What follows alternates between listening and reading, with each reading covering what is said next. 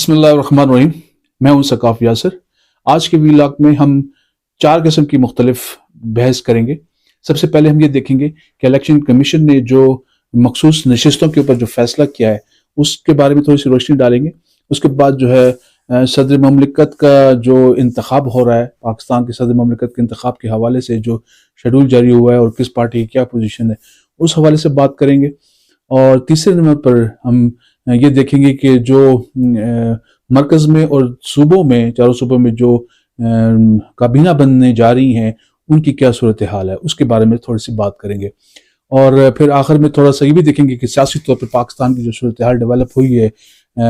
پچھلے 2022 کے واقعات کے بعد اور 2024 کے الیکشن کے بعد، اور یہ تمام جو سیٹ اپ بنا ہے اس میں کس پارٹی کی کیا پوزیشن ہے اور پاکستان کس طرف کھڑا ہے اور کس طرف جا رہا ہے. بہرحال سب سے پہلے بات کرتے ہیں کہ الیکشن کمیشن آف پاکستان نے جو مخصوص نشستوں کے لیے سنی اتحاد کونسل نے پاکستان تحریک انصاف کی سپورٹڈ جو آزاد اراکین تھے ان کی شمولیت کے بعد جو درخواست دی تھی اس کے اوپر اپنا فیصلہ محفوظ کر رکھا تھا، اور اس کے بعد انہوں نے اپنا محفوظ فیصلہ سنا دیا. اس فیصلے کے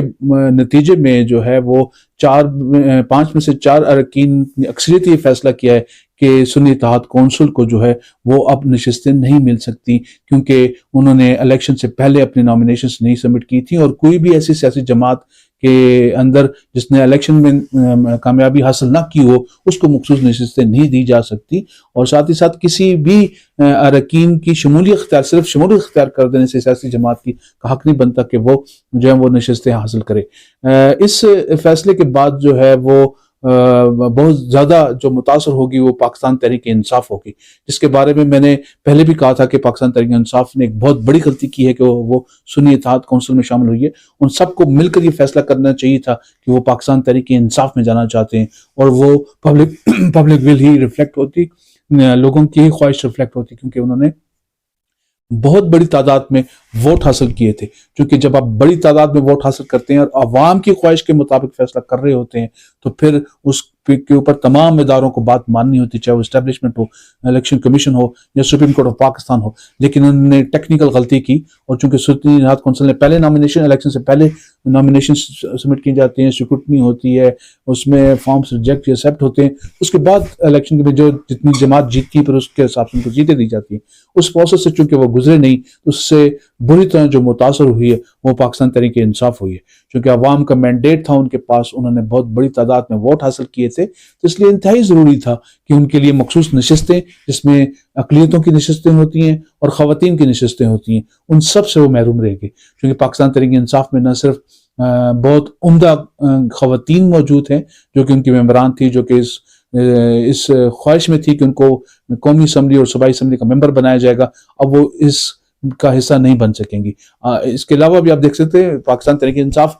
ایسی واحد سب سے بڑی سیاسی جماعت ہے جس کی اوپن نشستوں پر خواتین نہ صرف کھڑی ہوئی ہیں بلکہ انہوں نے الیکشن جیتا بھی ہے. اس کے سب سے بڑی مثال آپ دیکھ سکتے ہیں کہ چترال کی صوبائی اسمبلی سے جیتنے والی پاکستان تحریک انصاف کی خاتون تھی، انہوں نے خواتین کے 53% ووٹ حاصل کیے، اور وہ پاکستان میں سب سے زیادہ خواتین کے ووٹ حاصل کرنے والی خاتون ممبر بنی، اور پاکستان تحریک انصاف کی جانب سے ہی پختونخوا اسمبلی کی ڈپٹی اسپیکر منتخب ہوئی.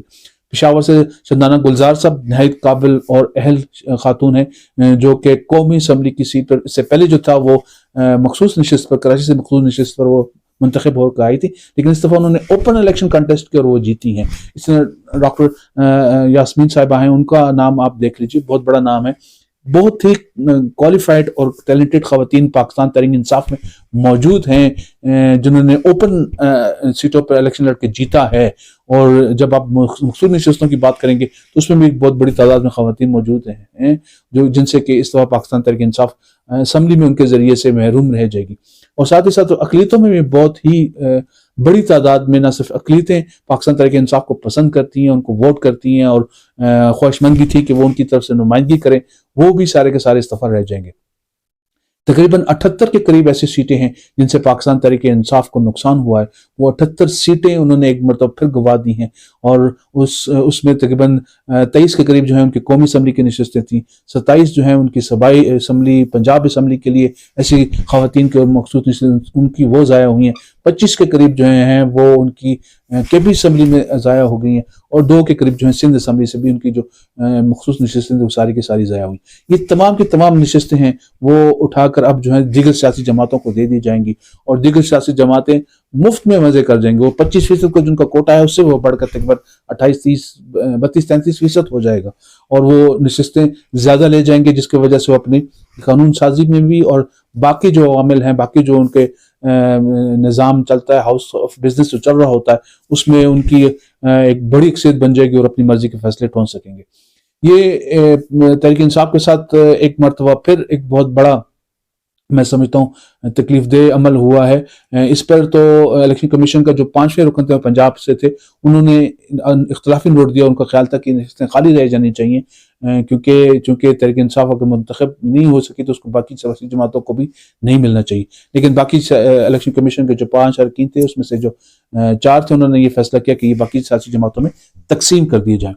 بہرحال تحریک انصاف کے ساتھ جو پہلے ان کے اوپر مقدمات بنائے گئے تھے، پھر اس کے بعد جو ہے ان کو جو انتخابی نشان تھا وہ نہیں ان کو دیا گیا، پھر اس کے بعد ان کو الیکشن میں آزادی سے اپنی مرضی سے جو ہے وہ اراکین منتخب کرنے کے لیے ان کے لیے بہت بڑا مسئلہ تھا کہ کس کو ٹکٹ دیا جائے، کس کو نہ دیا جائے۔ کئی لوگوں کو گرفتار کر لیا جاتا، کہیں پر جو ہے وہ چھاپے مارے جاتے، ان کے گھر پر ریڈ کیا جاتا، ان کے مختلف قسم کی ان کے لیے مشکلات پیدا کی گئی۔ پھر اس کے بعد جو ہے ان کو کمپین نہیں چلائی گئی، جو الیکشن کے دوران وہ کمپین نہیں چلا سک رہے تھے اور ان کے لیے انتہائی مشکلات کا سامنا تھا۔ پھر اس کے بعد جب الیکشن ہوا تو پھر فارم 45 اور 47 کا جو جھگڑا شروع ہوا کہ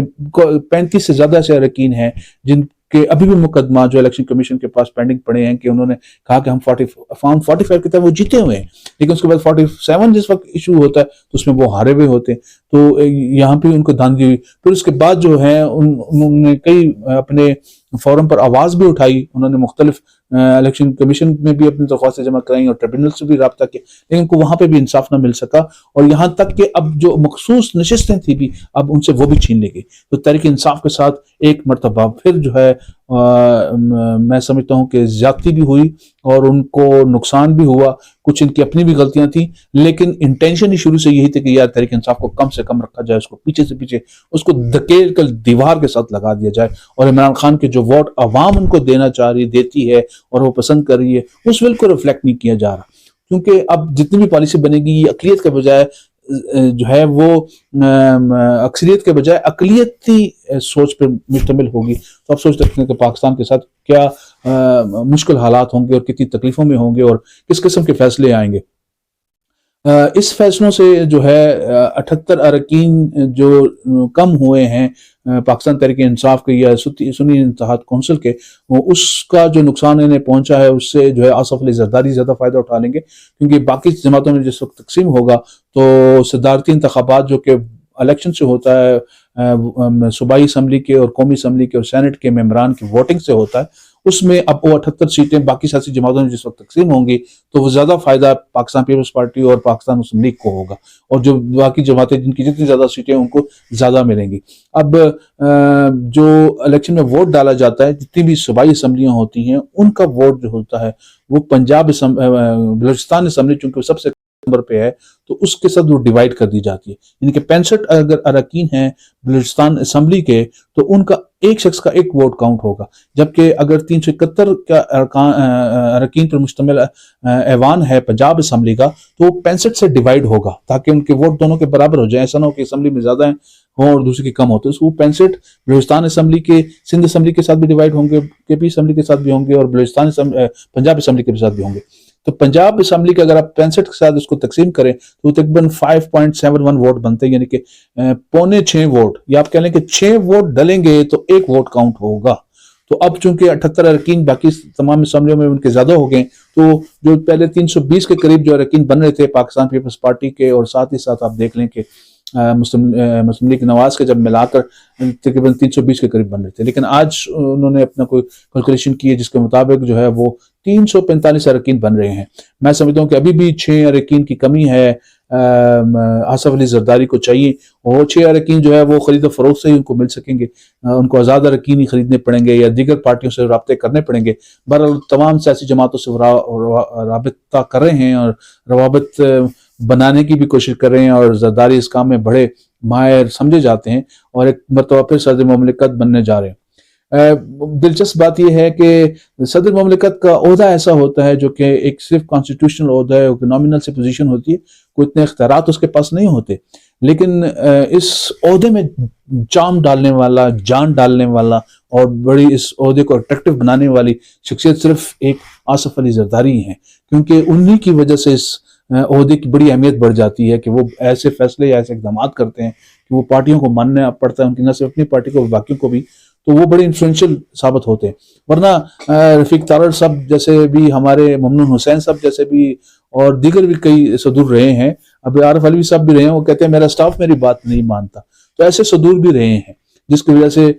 ایوان صدر کمزور ہو کے رہ جاتا ہے۔ لیکن آصف علی زرداری صاحب ایوان صدر میں آتے ہیں تو ان کی شخصیت کی وجہ سے، ان کی انفلوئنشل پرسنالٹی کی وجہ سے، ان کی جو جن کو کہتے ہیں نا کہ وہ اپنے کام میں پی ایچ ڈی ہیں، سیاست میں پی ایچ ڈی ہیں، اس سوچ کی وجہ سے وہ اتنے کامیاب ہوتے ہیں کہ ایوان صدر کا نہ صرف